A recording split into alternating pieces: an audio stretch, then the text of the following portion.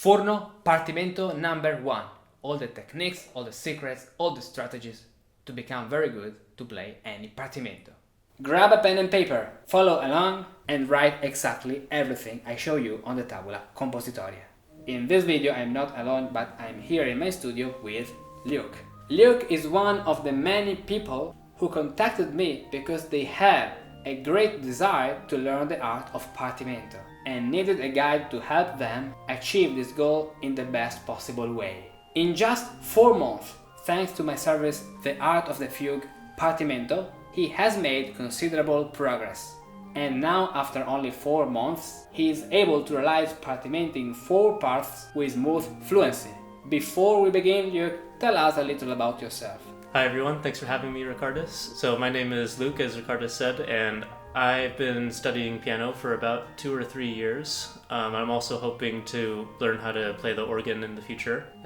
From a musical background, I'm primarily self-taught, but a few months ago I reached out to Ricardus for music theory lessons and Partimento lessons. I got interested in Partimento because I really liked all types of classical music, like the music of Bach, Mozart, Chopin, etc. And I thought that modern music theory wasn't too effective for learning how to actually improvise and compose in those styles. Doing research about these topics kind of led me to Partimento. With studying Partimento on my own, I had a little bit of trouble just because there's so much information out there, or rather, there's so many materials and sources out there, but not a lot of information that actually tells you how to use them correctly and guides you through it. But I found Ricardus' YouTube channel, and since then I reached out to him and asked him to help guide and teach me with Partimento, and I've been enjoying it. First of all, tell me, what's the key? G major. G major. So, and now what's the meter of this composition, this Partimento? Common time 4/4. Exactly. So, first of all, play the bass, only with the left hand.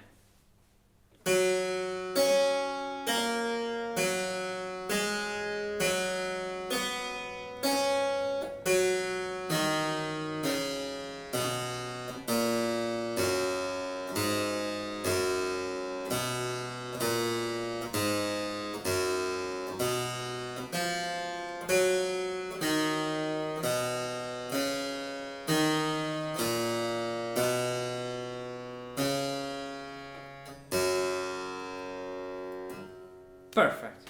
So, now start harmonizing this Partimento, 4 voice harmony, 3 voice in the right hand and 1 voice in the left hand. Let's start from the beginnings, obviously. Okay. Perfect. So, what's this position? You are starting with what note? With the octave on top. So, exactly. Is this the first, the second, or on the third position? I think first position. Exactly. First, second, and third. Good.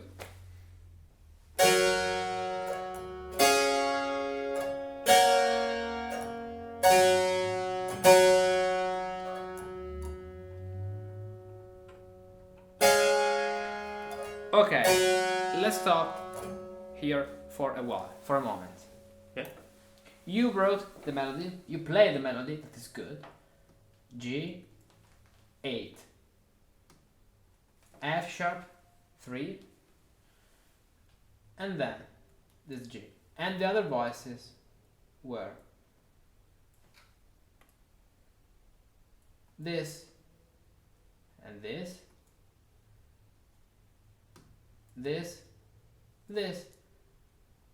and this. And this is correct. Play again, from the first note to the third one.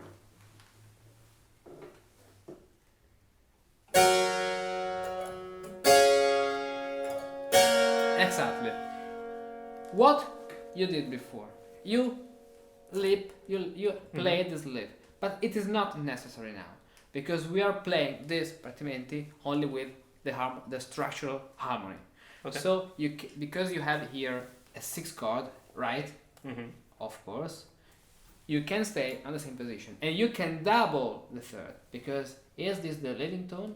No. No. So you can do it. Exactly. You can, if you want, play again the chord. Exactly, but stay still.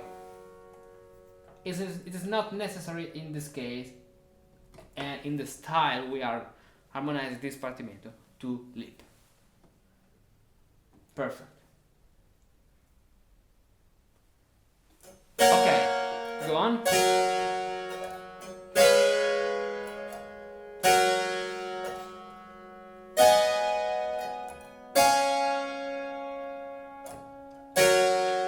Okay, the harmony you played is good, but there is only one thing to fix. First of all, play from this G to this other G. Good. What kind of chord is this? This is a 3/4. 3/4 and 3/4/6. exactly. So let's write it. This is according to the rule of the octave, according to Furno, exactly. 3/4/6. Exactly. So this works this way. And the next one, exactly as the beginning. In fact, we have to keep in our mind the degrees of the bass.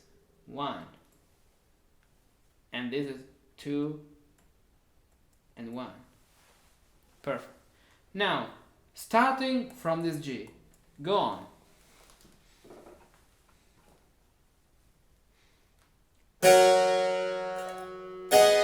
Perfect.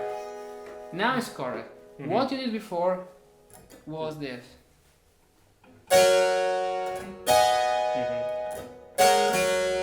Because we are on the 4th and then the 5th degree of G major, and we want to play a cadence in this case. What kind of cadence? Simple, compound, or double? Simple. Why simple? Because we only have 2 beats to work with.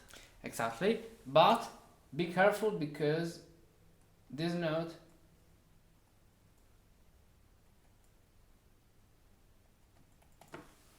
works in this way. So according to Furno, this is a simple cadence, but because we have here a 6/5 chord, we have the suspension 7/6 between the 2 upper or 3 upper voices. So actually we have a suspension. Mm-hmm. So this is a simple according to Furno, but generally this is a with the suspension. With the suspension, it would be a compound cadence. Exactly.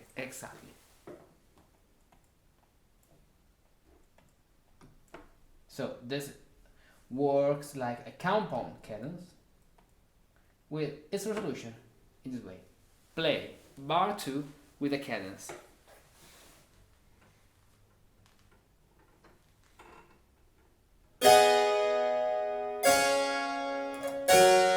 Of course, but nice, perfect. And now play again from the beginning to this point. Let's do it. Let's do a little zoom. Perfect.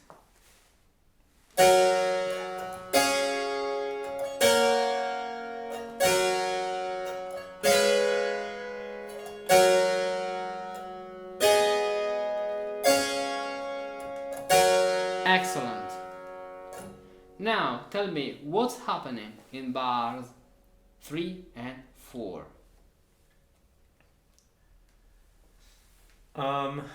Look at the bass and tell me the degrees.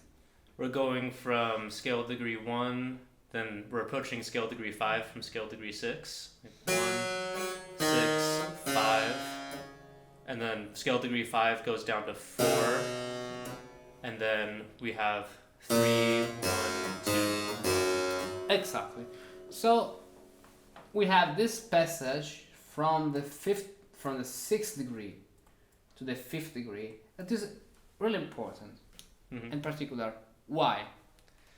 Because we're going from 6 to 5, I think it's a 5/6 chord, I'm not sure, but we want to add a suspension here. Yeah, we can add a suspension, but the most important thing is that in this case, according to the descending the tetrachord in the rule of the octave, we are playing like a little modulation to D major. Mm-hmm. So in this case, from 6 to 5, what do we have to add in our environment in G major? Because add a sharp 6. Exactly. So tell me before playing, what's the numeration of the chord we should put here? Sharp 6, 3. Exactly, sharp 6, 3. So let's write the numeration in red here. Sharp 6, 3. And I think we can also add the 4 if we want. Yeah, we can add the 4, but in this case I don't want to add the 4. I prefer doubling the third. Okay. Do it.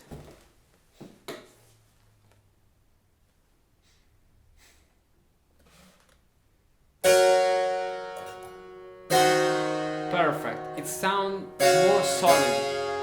If you play the fourth, especially in this case, because the fourth is A, you don't have the fourth prepared. So it's more unstable. With the third, it's more solid. Because you have only consonances. Different is here. Where we have the D in the previous chord as a fifth, and the same D here in this next chord has a fourth. We already have in our ear this chord, this note, the D. So in this point it's good. In this other point where we don't have the A prepared, we can say, I prefer using the doubling in this case of the third. Not the 6, because 6 works like the leading tone, so we can't double the leading tone. Perfect. So you have the G here, exactly. You have the C sharp, that is a sharp 6, right? Mm-hmm. Exactly. And then this note. What's the next chord on the 5th degree? 5-3. Exactly, 5-3. So tell me the notes from the bottom to the top. We're going to have 5-8-3. Perfect. Perfect. 5, 8, and 3. Excellent. And now play from this note and go on.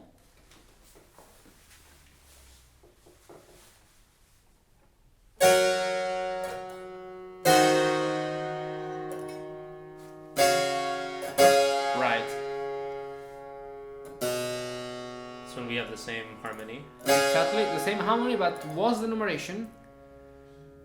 It goes from 5-8-3 to 6-2-4.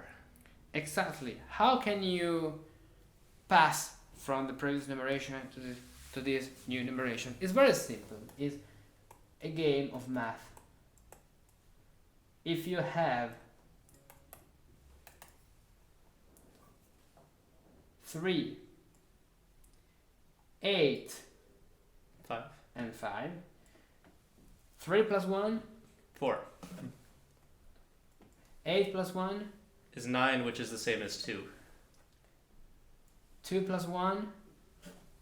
Sorry, 5 plus 1? 6. Perfect. And we have our chord, because the other voice is stay still. So we add plus 1 going down. The chords opens, then the bass. Perfect. And what's the resolution of this 2-4-6 chord? It resolves to a 6-3. Perfect. Exactly. So play from this point and the resolution.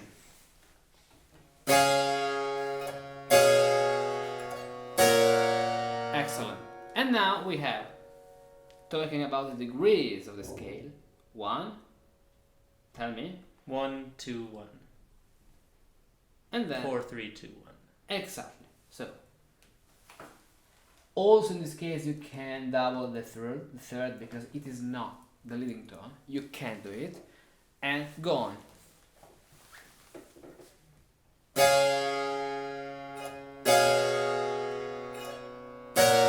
Excellent. Perfect. Perfect. Perfect. In this case you can have the fourth. Do you remember why? Because the fourth is prepared as the fifth of the previous chord. Exactly. We already have in our ear, in our sound, the fifth, the D, that is 5, 4, 5. So it doesn't sound so strange. But all depends on the style you are playing. In this case, even if the fourth is not prepared, it can be good. But for example, if you are playing a Partimento in a style of the late 17th century, I won't suggest you to play the fourth in this way, especially if it is not prepared. But in this style, late of the 16th century, that is not the style of Furno, I prefer only 3 and 6 without the fourth. So this is good.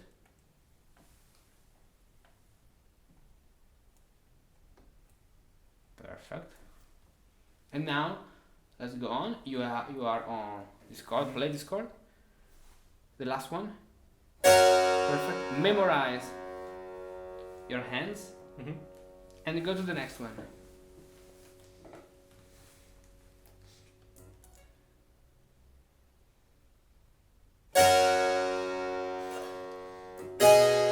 Okay, tell me, why are we playing a 5-6 chord?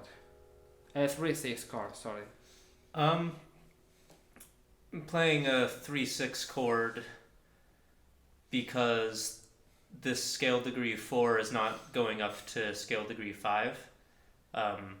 Since it's going downward, if I play a 3-6, then I'm less likely to get parallel fifths or octaves. Yeah, so the solution you are playing actually is good.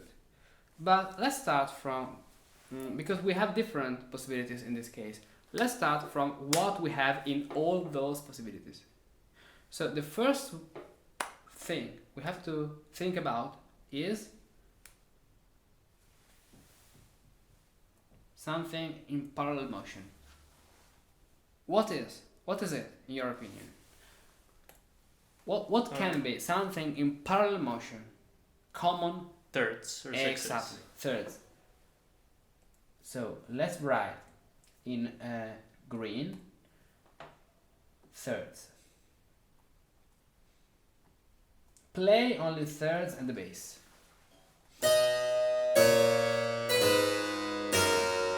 Good. Now let's play what you was playing. For example, in blue, you played 6 chord. So play a 6 chord. The same you played before. Exactly. Then what's the next chord? Tell me the number. Another 6/3 chord. Okay, so you won't. Don't play 6/6, and then tell me. And then here a 4/5. Why? We're doing like a little cadence with the 2/1 motion. Yeah, but we have the suspension 4/3, so 4/5.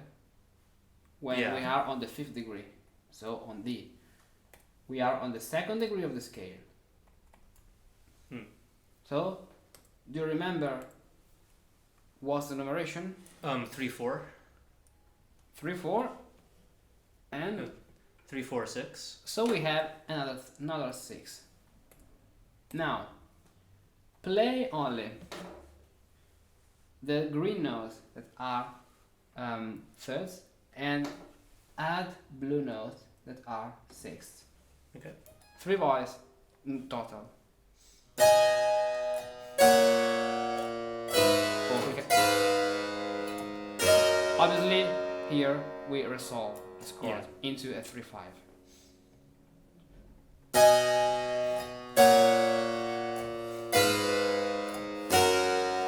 Exactly. What's the name of this pattern? 3-6, 3-6, 3-6. Parallel. Oh, it's a Foberdon. Exactly. When we have three voices moving in parallel thirds and sixths, this is Foberdon. Okay? Now, let's add the middle voice. So, you were in this position, A, E, A, and let's use the color orange.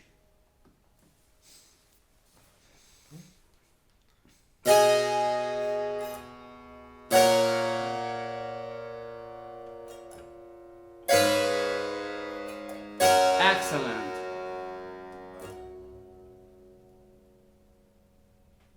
So what you did in this case is keeping the parallel thirds not in the same voice, but this voice stays here. The other third here is played with the middle voice, and the same happens on the last beat and this point. Play it again.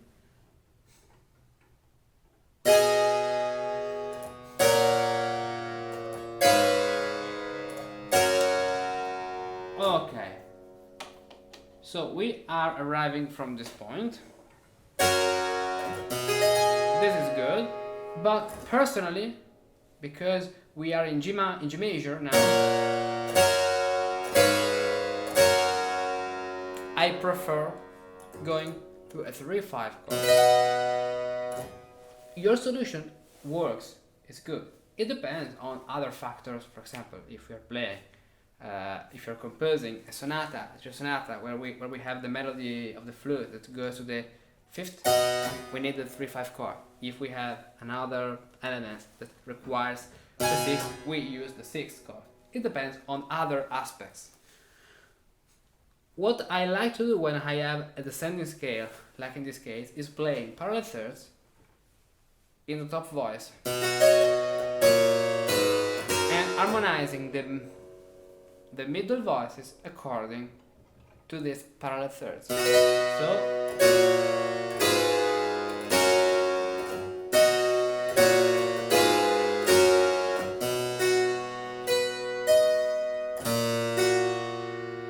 unison.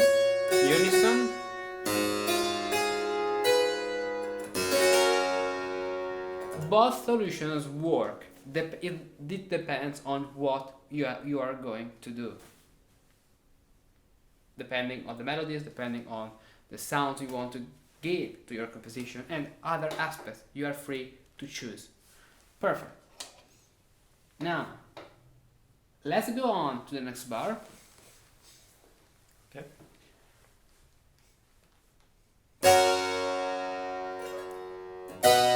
Good.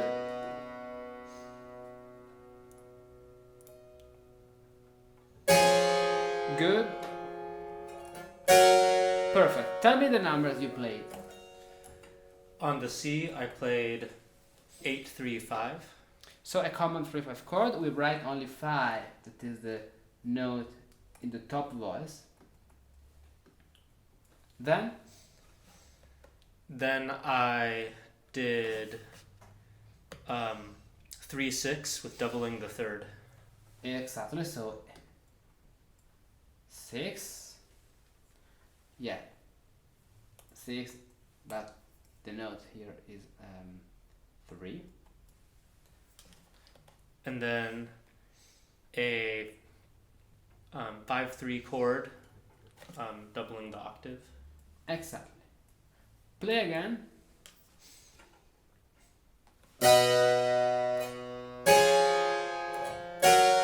Okay, good, because on this chord you already have the C, and if you want to make a harmony more harsh on the next beat, you can keep the C, having the 6, 5, diminished 5 and 3 chord. As in the rule of the octave we have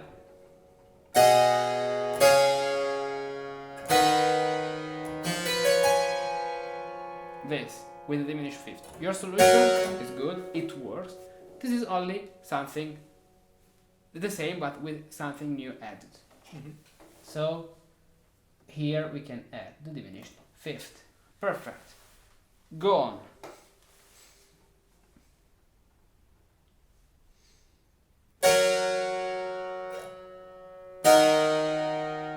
Okay. Okay, good. Okay. Tell me the numbers. So on E, I'm playing a 5/3 chord, the third in the top. Yeah. And I think I should change what I played for the C. I think I should put a 5/6 chord on C. Yeah, but they work. The 3/5 chord works. Okay. Because this, in this case, you have with the 3/5/6, you have the A prepared on the next beat. But with the passing tone, you can arrive to the same position. So both solutions work as well. And my question is, because we are in G major, and because considering that we are here on the 6th degree, why don't we play here the 6th with the sharp as we did on this E? Is it possible here to play a 6th with the sharp or not? I don't think it is possible, because if we're on scale degree 6, Yeah. it's more like we're in E minor. So it would be better to have the leading tone for E if we were going to alter the harmony. E minor? Yeah. Why do you say E minor? Because we're landing on an E, and it's the relative minor of G major. Yeah, you're right, but the reason is that if I play the C sharp, the following note in the bass is a natural C. Oh, yeah. This is the collision. Actually, we can play the C sharp here. Now I show you how is it possible. But we have to use diminished chords, for example. This is a diminished 7th. Okay, diminished 7th. And the numeration of this diminished 7th is, tell me the numeration. Sharp 6, 3, flat 5, or diminished 5. Exactly. So we have 3, let's write it here. 3, flat 5, and 6 with the sharp. So is in modern harmony it is the first inversion. And if I play after this chord another diminished chord, for example this F sharp and E flat,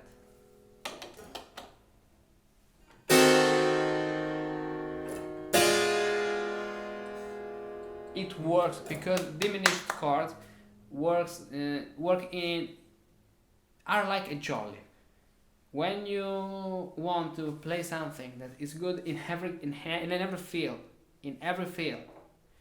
without playing mistakes, diminished chords are always good. Why? Because we have minor third, so diminished fifth. We have minor third, diminished fifth. Let's go on for the inversion. Minor third, augmented second. We have augmented second, then we have minor third and minor third. So we don't have perfect intervals. So it's impossible to play parallel fifth and parallel octaves in diminished seventh. We can play the C sharp here, followed by the natural C in the bass, thanks to the diminished seventh. But here Furno doesn't want this, so we play a common 3/5 chord as you previously did. So exactly. Exactly, you was in this position. Good. Start from this point. Yes, but you were here with your right hand. Oh yes, thank you. Perfect. Yes, it's possible. Perfect. And now, what do we have? Look at the degrees. 4, 5. We 6. have a deceptive cadence. Deceptive cadence. Perfect. So, play it.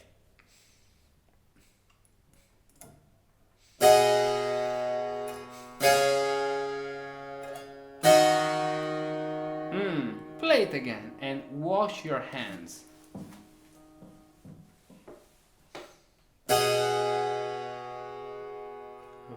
Yeah.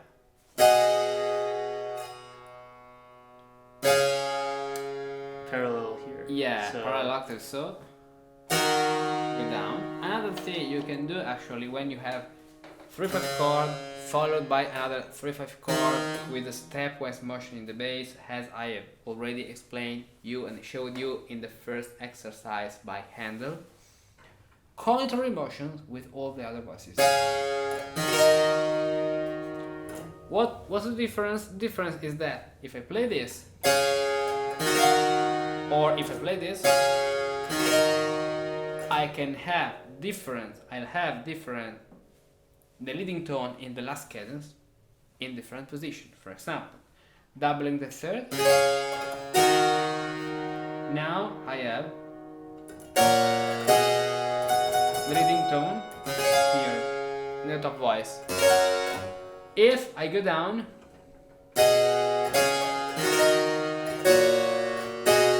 the leading tone here is here in the tenor. If you have a melodies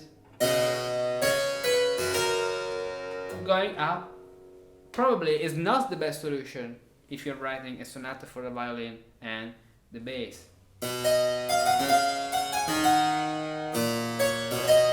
Yeah, you can go up and then go down, but for example, a trio sonata, because this is an octave, so if you're writing with three voices is better.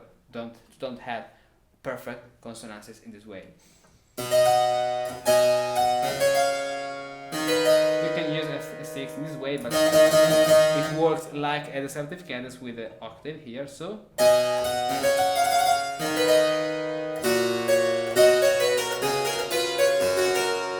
in this case we can do this, we can go down. So choose, what do you prefer?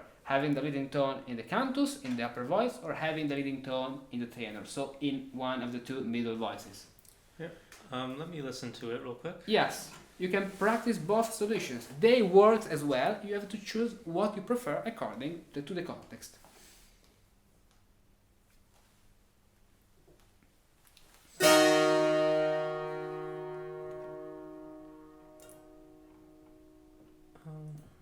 First I was in this position. Okay, so you are starting from the first degree. Perfect. Good. So what I played was doubling the third. Nice. Good. Okay. What's the number we need here? 6/3. 6/3. Good.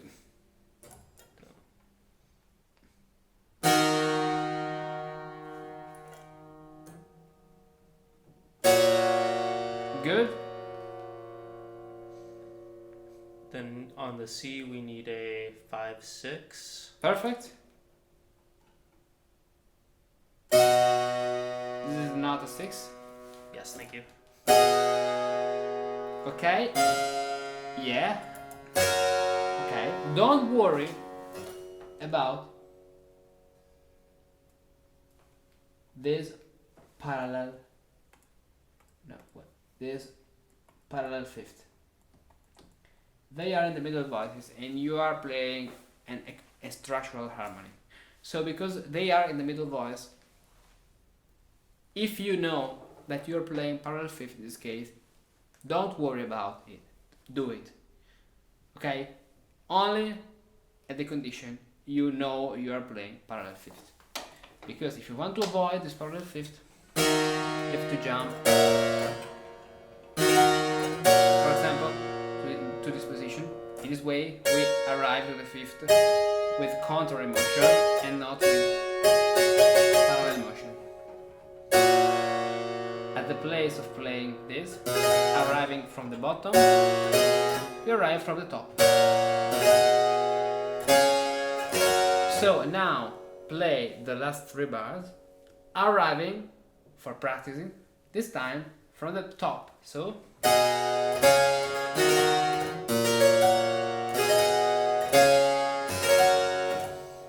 do it.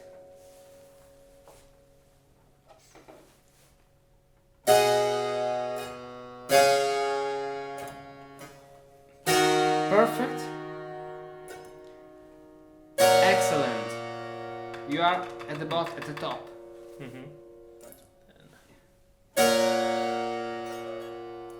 Right? Perfect. And this way, the last chord. So let's write the solution. What we played. Okay. Then.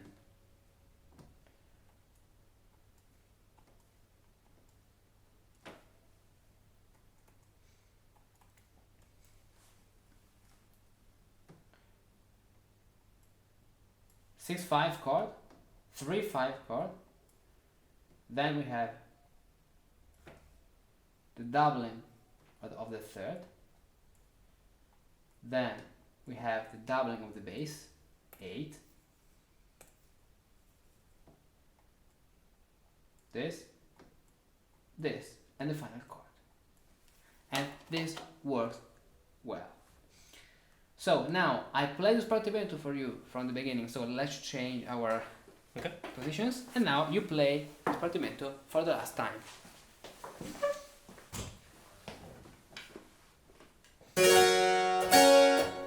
Okay.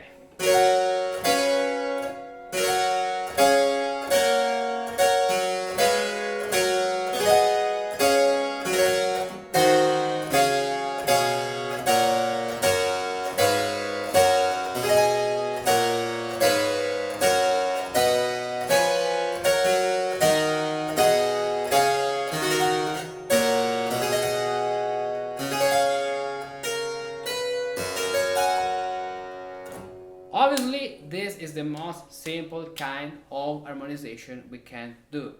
But if you start playing and realizing partimenti with a solid basic, all the other things you can add, diminutions, suspensions, and all what you want to add will be more easier for you.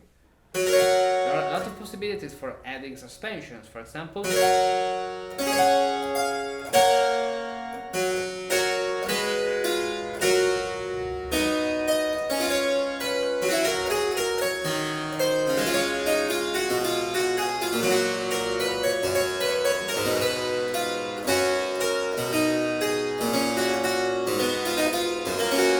But this is the next level. The basic level is that you must harmonize. You must be able to harmonize a partimento with consonances. So without too many suspensions or things that are not at the moment good for your level. So this harmonization is really good for you. Now play it again from the beginning. Okay.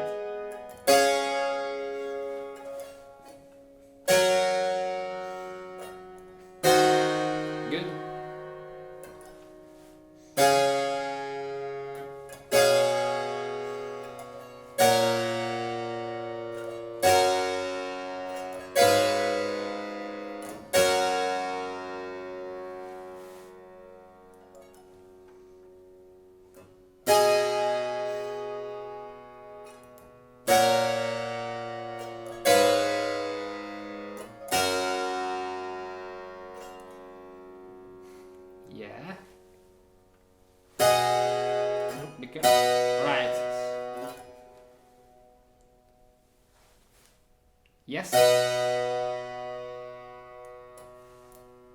Yes, or if you want the diminished fifth, is the same, both work.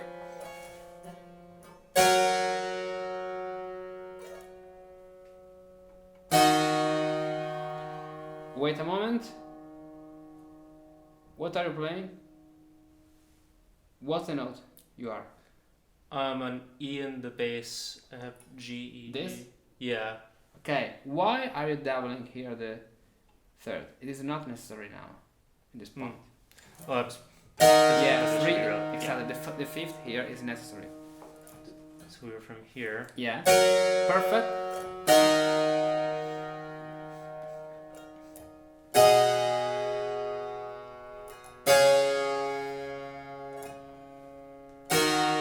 Right.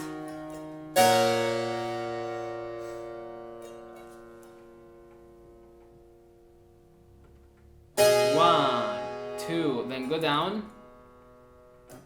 Passing tone, exactly, and resolution. Passing seventh and resolution. Perfect. In this way, because we have longer values in the bass, we can add different other notes for having the same in the complex, the same rhythm.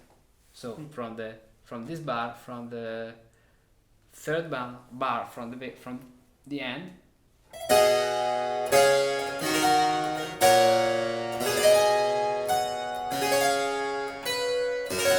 We keep the same time.